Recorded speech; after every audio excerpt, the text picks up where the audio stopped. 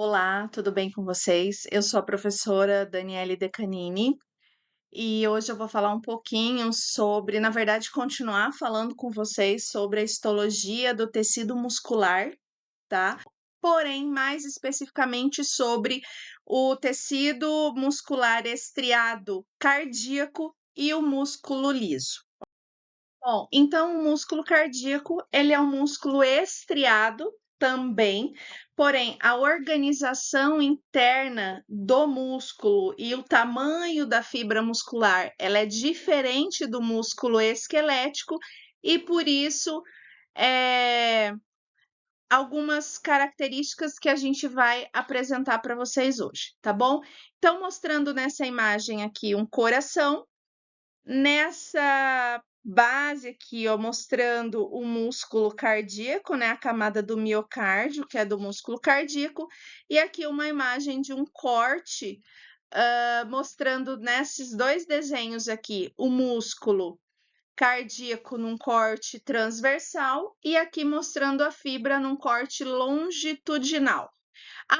A fibra muscular cardíaca, ela também é uma fibra estriada, porque dentro da célula ele também é organizado em sarcômeros, como a gente viu na aula anterior do músculo esquelético. Então, se você não viu essa aula, é interessante que você volte lá e assista, tá? Para entender por que que essas estrias aparecem aqui no tecido muscular, é por conta da organização, né, das miofibrilas, da organização dos sarcômeros. Além disso, o músculo cardíaco ou estriado cardíaco, as células são ramificadas, apresentam núcleos centrais, diferente do músculo esquelético, que o núcleo é periférico e nós temos vários núcleos, porque a fibra esquelética, ela vai de um tendão até o outro, então a gente tem músculos extremamente longos, precisa de muitos núcleos por conta da dinâmica da contração, e aqui nós temos núcleos centrais, tá bom? E uma outra característica é a presença dos discos intercalares. Então, esses risquinhos aqui, ó, estão representando os discos intercalares. Nessa outra imagem, a gente consegue ver um pouquinho melhor um desenho, né, obviamente, mostrando aqui a célula ramificada, a presença do disco intercalar e dos núcleos centrais. A célula muscular cardíaca ela pode ter de 1 a 2 núcleos centrais e então eu consigo ver isso aqui nessa imagem. Bom, então o músculo cardíaco ele apresenta miócitos estriados, né? Como nós já falamos, com 1 ou 2 núcleos centrais. As células são alongadas, não são longas, e elas são ramificadas de forma irregular. E uma marca única que só tem no músculo cardíaco é que as células se unem por estruturas especiais, que são os discos intercalares, que nada mais são do que membranas da célula unidas, e essas membranas, então, elas participam e potencializam a propagação de estímulo de uma célula muscular cardíaca para outra célula muscular, porque no músculo cardíaco todas as células vão contrair ao mesmo tempo. É óbvio, é lógico que nós temos a organização do músculo, né, no sincício atrial, sincício muscular, mas quando o átrio contrai, todas as células do átrio contraem. Quando o ventrículo contrai, todas as células do ventrículo contraem. Por quê?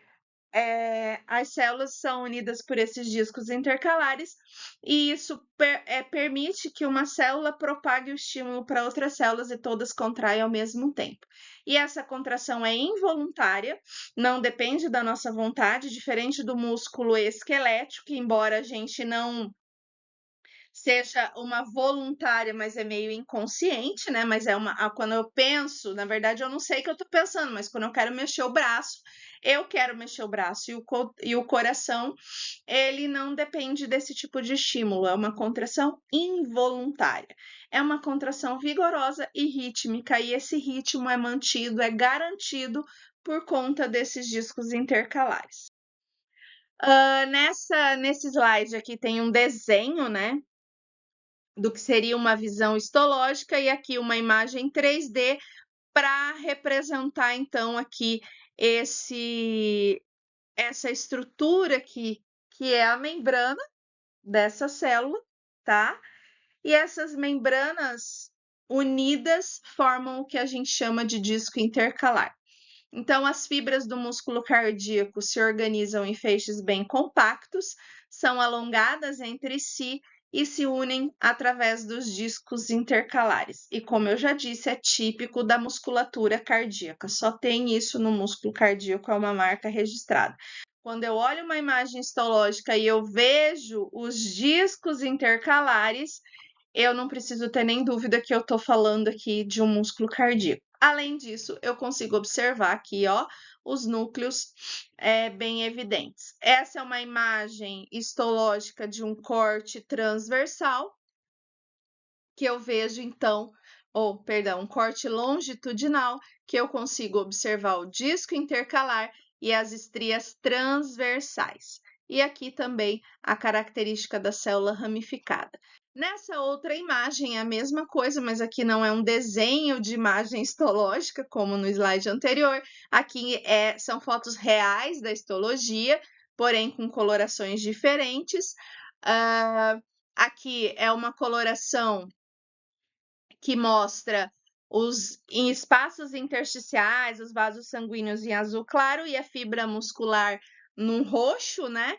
E aqui eu tenho num tom rosado, essa coloração é a de rotina, que é hematoxilina e eosina, tá? Mas em ambas eu vejo o disco intercalar como esse espacinho branco aqui, como mostrando nessas setas azuis, e as estrias transversais bem nítidas, ok? E o núcleo bem evidente. Eu gosto sempre de pedir para o aluno, na aula prática, olhar fixo para o dedo para enxergar a impressão digital. E a hora que ele conseguir olhar a impressão digital, ele vai para o microscópio e aí facilmente ele consegue enxergar as estrias transversais. Essas duas imagens aqui são imagens de cortes transversais. Então, eu não vejo as estrias, porque diferente do músculo esquelético, aqui eu só tenho estria transversal, não tenho estria longitudinal. Então, nesse tipo de corte aqui, não é possível que a gente enxergue as estrias. Bom, e falando na diferença aí, né, de estrias, a gente já pega o gancho para falar da contração.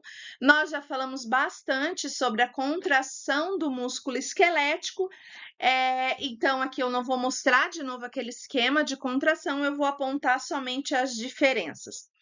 Os túbulos T do músculo cardíaco são menores e mais largos do que no músculo esquelético. O retículo sarcoplasmático, que é o retículo endoplasmático do músculo, ele é menor. Por conta disso, aqui o túbulo T mais largo, o retículo menor, e por conta disso, a quantidade de cálcio que pode ser armazenada nesse retículo menor, ela não dá conta do suprimento de cálcio necessário para a contração. Então, diferente do músculo esquelético, no músculo cardíaco, o cálcio do retículo não é suficiente, então precisa que entre cálcio de fora para dentro. E é esse cálcio que entra na célula que vai servir de estímulo para o cálcio do retículo sair do retículo e participar da contração. Então, como eu estou dizendo aqui, ó, o influxo de cálcio externo, ou seja, o cálcio externo, quando ele entra na célula, no citoplasma da célula, ele vai ser o desencadeador da liberação do cálcio que está armazenado na luz do retículo sarcoplasmático. Quando esse cálcio sai do retículo, mais o cálcio de fora interagem com as troponinas, né, e as tropomiosinas, ocorre então o deslizamento da actina e da miosina e a contração. Terminado isso, o cálcio volta para o retículo, ele é bombeado de volta e a célula relaxa. Então, comparando com o músculo esquelético, as diferenças basicamente são essas, que além do Cálcio do retículo, eu preciso também de um cálcio de fora. É esse cálcio que vai estimular a liberação do cálcio do retículo. E lembrando que aqui os túbulos T eles são mais largos e o retículo é menor. Ele é mais largo e é menor, tá bom? Terminado, então, essa parte das diferenças de contração do músculo cardíaco, eu vou falar um pouquinho sobre o músculo liso. O músculo liso, ele totalmente diferente dos outros dois, porque ele não tem estrias, ele não tem organização de miofibrila, a organização dele é própria, é típica, as células são fusiformes, ou seja, com a extremidade dela afilada, e isso faz com que elas se organizem, assim, uma encostando ou recostando na outra, formando camadas, tá bom? Esse é um músculo de contração voluntária, ou seja, também não depende da nossa vontade, e é um músculo de contração lenta. O músculo liso, ele está principalmente localizado nas vísceras, ou seja, nos nossos órgãos internos, tá? Formando as camadas, ou então, por exemplo, é um músculo que está no olho, né? Que forma ali a camada muscular do nosso olho, tá bom? Nossa, mas tem músculo no olho? Tem músculo que vai favorecer a contração da pupila, o músculo ciliar, né, que dá o foco para o cristalino. Nós temos músculos eretores dos pelos nas peles, da nossa pele, né, e temos músculo também na parede das grandes artérias. Então, esses locais nós temos músculo liso, ok? Bom, as fibras musculares lisas, elas também recebem vasos e nervos sensitivos e motores provenientes do sistema nervoso autônomo, então o controle também é via sistema nervoso autônomo. E quando essas células recebem um estímulo, aí nós temos uma diferença muito grande na contração, tá? E eu vou falar disso daqui a pouco. A gente vai falar primeiro da estrutura dessa célula lisa. Então, a célula muscular lisa, ó, ela é compridinha, tem as extremidades afiladas e ela pode se organizar uma do ladinho da outra, formando camada. E isso eu chamo de uma organização visceral ou como uma só unidade. Essas células vão se juntando, formando uma camada única, tá?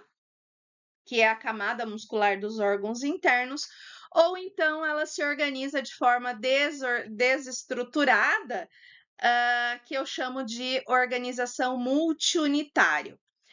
Essa organização multiunitária é a organização que nós temos lá na íris, no cristalino do olho, aqueles que eu falei para vocês. Nos órgãos, nas camadas musculares dos órgãos, nós temos um tecido liso com organização visceral, tá? E aqui nessas imagens, não tenho imagem da organização multiunitária, tá?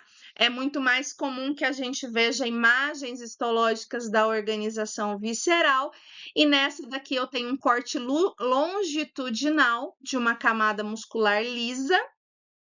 Percebam que as células estão bem juntinhas, o núcleo é central. E aqui eu tenho dois cortes transversais, esse num menor aumento e esse num aumento maior. Da mesma forma, eu não consigo ver núcleo em todas as células, porque ele vai estar em alturas diferentes, e lembra que os cortes são seriados, né? São em série. E é como se eu pegasse um ovo e cortasse no meio. Quando eu vou cortando na ponta do ovo, eu não vejo a gema. Quando eu corto no meio, eu vejo a gema. Então, é mais ou menos a mesma dinâmica quando eu vejo qualquer estrutura que tem núcleo num corte transversal. Eu sempre gosto também de dar exemplo do ovo cozido, quando a gente vai cortando em série. No início só tenho clara, e quando eu vou chegando mais perto do meio, vai aparecendo pedacinho pequenininho de gema, até que fica bem grande, enfim. É o mesmo princípio para histologia. Essa imagem aqui é uma imagem da bexiga urinária, tá? Aqui é o epitélio de transição, aqui é uma camada muscular. Essa parte do meio aqui, tá vendo que tem umas células clarinhas? É um plexo nervoso, ou seja, onde eu tenho receptores aí tanto sensitivos quanto motores, que vão trazer o estímulo para essas camadas musculares, e aqui é uma outra camada muscular. Essas duas organizações são organizações unitárias, ou seja, viscerais. A diferença é a disposição desse músculo, tá? Se ele vai estar circular ou longitudinal à luz do órgão, ok? Mas as duas são camadas de músculo liso, certo? Bom, a célula muscular lisa, além dela ter essa característica, né, histológica externa, dentro ela também tem as suas diferenças em relação aos outros dois.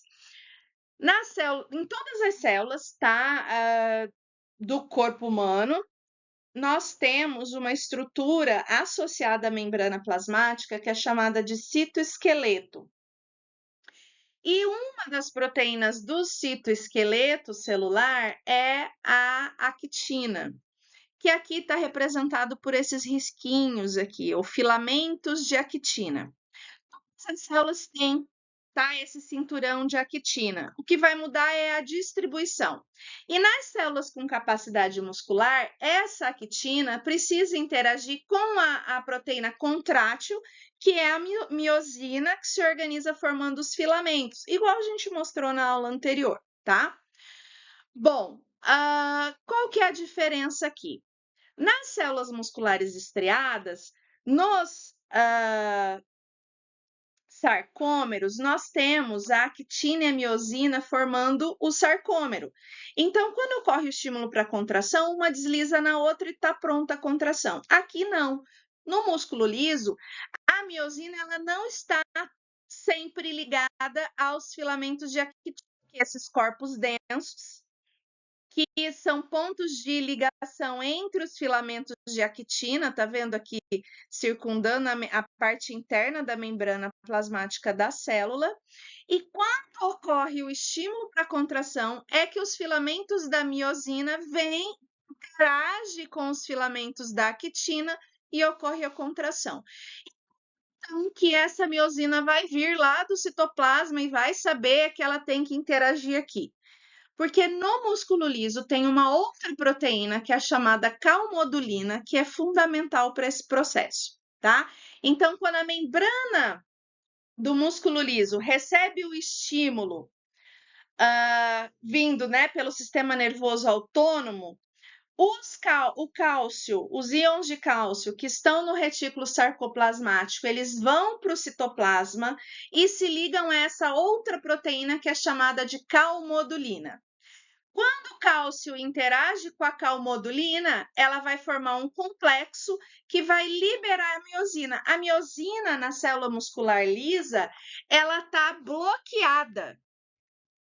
E aí, quando o cálcio se liga à calmodulina, promove uma fosforilação para liberar essa miosina. Aí sim a miosina vai interagir aqui com a actina e vai ocorrer a contração. Então, no nosso próximo slide, que é o nosso último slide, vai dar para vocês entenderem melhor isso. É óbvio que não é um desenho real, é um desenho esquemático, tá? Mas mostrando aqui a miosina bloqueada, um pezinho aqui, ó, mostrando o bloqueio. Aqui a calmodulina e aqui o cálcio, tá? Então, quando o cálcio se liga à calmodulina, vai formar esse complexo que vai permitir a fosforilação da miosina, e aí, então, a miosina vai ali até os filamentos de actina e promove a contração. Depois que a célula contrair, novamente essa miosina se fosforila e a célula relaxa, tá bom? Então, essas são as principais diferenças e um esquema aqui da grande diferença, né, da contração e da estrutura do músculo liso em relação aos outros dois. Bom, a gente vai ficando por aqui, tá? Espero que vocês tenham aproveitado, que vocês tenham compreendido. Se vocês tiverem alguma dúvida, deixa aqui nos comentários. E eu gostaria que, se vocês gostaram da aula, né, que vocês curtissem, compartilhassem, seguissem o canal. Eu pretendo continuar gravando mais aulas, né, de histologia, fisiologia, anatomia humana, um pouco ali de parasitos, de micro, que são as minhas áreas principais.